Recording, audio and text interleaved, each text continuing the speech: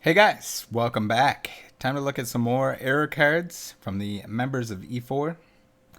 Starting off with Linkdu83, who has a set of Muse here. The center one being the normal version. The one on the right having a different holo foil, and the one on the left being a non-holo, I believe. And they believe that the two error cards are test cards.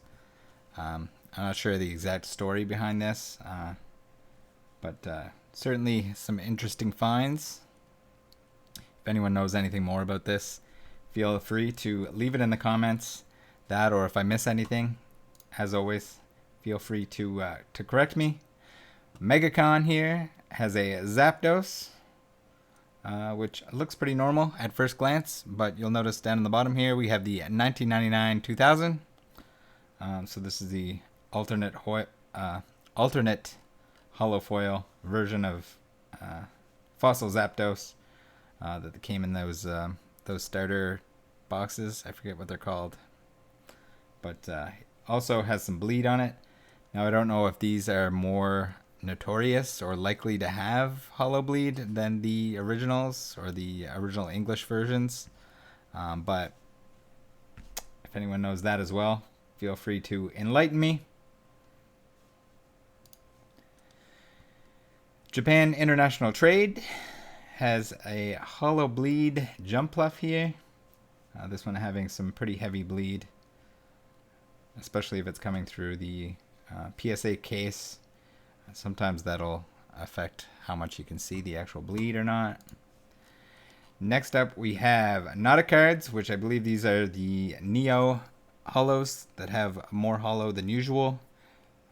There are some that I think especially in Neo Rev that have more or less holofoil. This holo is very bright, as you can see, all kinds of stuff going on. I don't know if there's an actual name for those double holo or extra holo versions. Next up, we have Japan International Trade with a Pikachu. I'm going to call BS on this one. This is what looks to be what would happen if you left the border out in the sun. So I think this is just UV damage. Whether or not they actually masked off the main part of the card to keep this in original shape and not fade, because yellow is typically the first color that's going to leave the card. If you haven't seen my microscope videos, check those out. We take a look at some of those. Silver Snorlax was kind enough to send me some samples. I believe he has a thread on E4 as well about sun damage. But that's what's going on here. Whether or not that was him that did it or someone else that sold him the card with these peach borders, that's the reason behind it. Almost certainly. Megacon has a Mega Charizard EX with a very fat bottom on it. And it looks like he pulled that himself. So here's the back side of it. Now in the text there, he was saying that you can start to see the Mega Charizard EX, the Y version at the bottom. Secret Rare Mega Charizard Y. I'd have to take a look at that card to see exactly what we're looking for to match up here, but it looks like it could definitely be getting into the next card on the sheet below it, which it would make sense if it was the Mega Charizard Y down below. Aspix has some texture shifts. I had one of these, I think a trainer's mail, and I believe Quachansey purchased it, or it might have been somebody else. I'm not sure.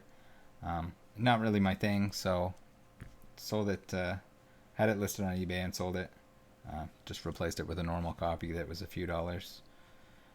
Enhanced Hammer, we get the, you see the texture doesn't line up with the image here, which is kind of neat, and certainly something that somebody could collect, I guess. Same thing with the Aqua Patch here.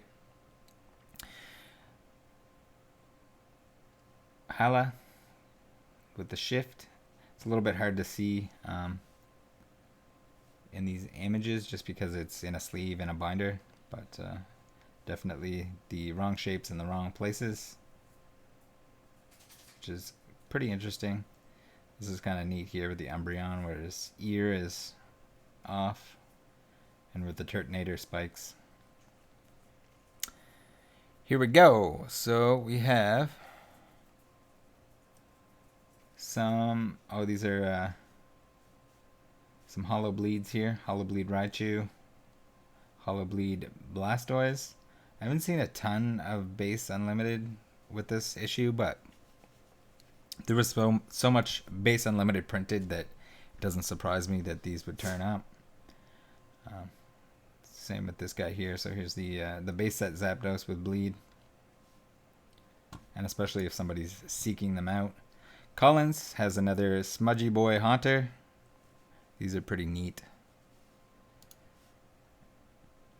Mr. Gum has a Clefairy here. So I guess he's looking for Shadowless Bleeds. Hard to see on the Clefairy, but you can definitely see the hollow pattern on the Hitmonchan in this image. It could just be that the image is compressed or not the greatest to show the bleed, or maybe it just doesn't bleed so much that that it wants to show up easily on camera. Oftentimes, you can't get it to show as much hollow bleed as it does in real life. Alright, Acebren has a first edition ink smudge error. That's pretty cool. So just when they stamped it, it wasn't dry. It's put on a separate layer, so. PFM. So this one was deleted, but they were bringing attention to this Raikou, which is also not a legitimate error. So for those who don't know, and didn't watch the last episode, if you put acetone on a card, it's going to remove the ink but not affect the foil.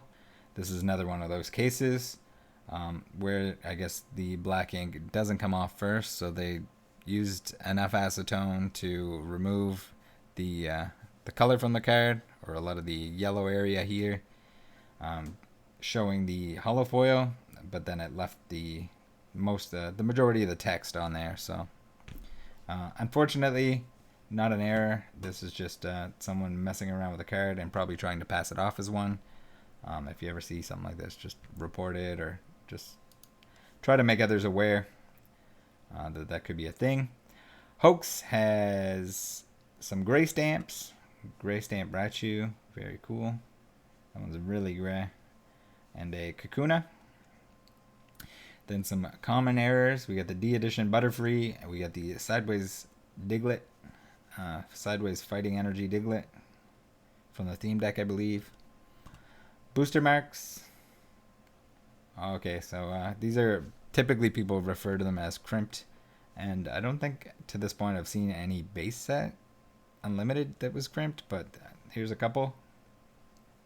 This basically just happens when the cards are in the way of the booster pack being sealed. Usually just one or two cards, not necessarily the whole pack. Or if it is all the cards in the way, then the pack won't seal at all. Sometimes partial seal, sometimes not sealed at all. That's why people think they're repacked at times, but then turns out it's just a card that got in the way of either the top or the bottom seal. And that same lines, those lines that you see, those seal lines that you see across the top and bottom of your booster pack, end up right on the cards themselves. We have a Ninetales here. This is pretty cool. Low on black ink. Or I think actually from the PFM video, he had mentioned that there's 2 different layers of black that they put on. So it could be missing a layer of black. It'd be really cool to see that actual process, but it's unlikely that we will get to see it. An ink smudge smear.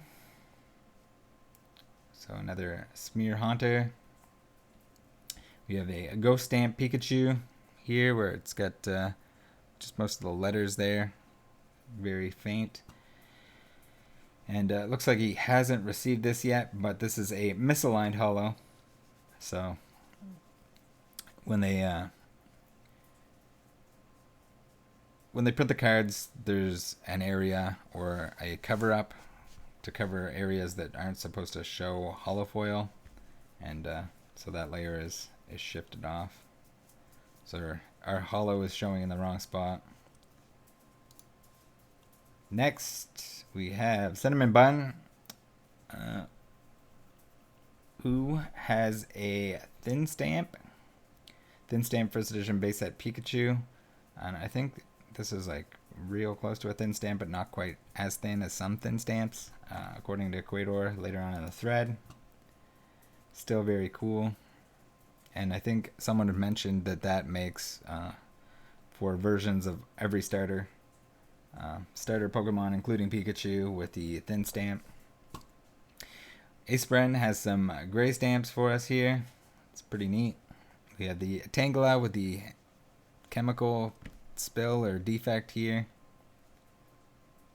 Probably some kind of solution that got on the card before it was printed, and then the ink didn't quite set the way that it was supposed to. Cinnamon Bun says, "Hey King Pokemon, I recall you saying you hadn't been able to find a gray stamp rares from first edition base besides your last. Not sure if it's changed, so here we go. We got the slightly different stamp here on a rare from first edition base, and then someone asked for clarification. So this kind of has that like 3D stamp effect. Now that we can see it up nice and close, at what point do you consider it a gray stamp? That's for the gray stampers to decide.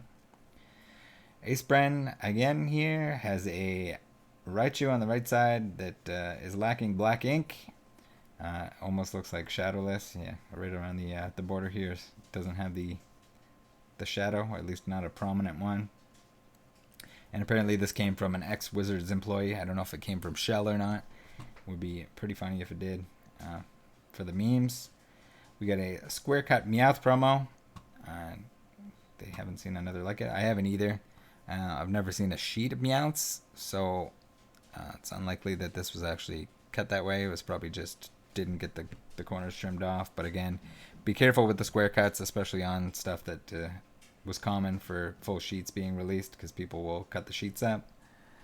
We have a partial hollow Snorlax. Say that 10 times fast.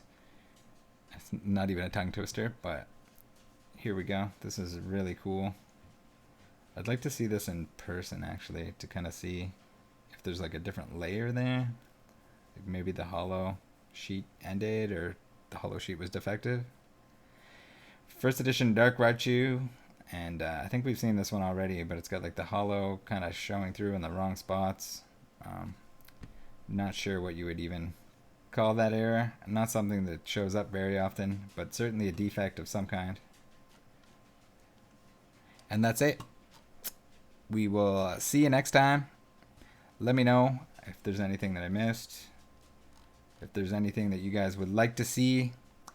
If you have your own errors, feel free to message me on Instagram and or join the Discord and send them my way, and we can put it in a future episode. See you guys in the next one.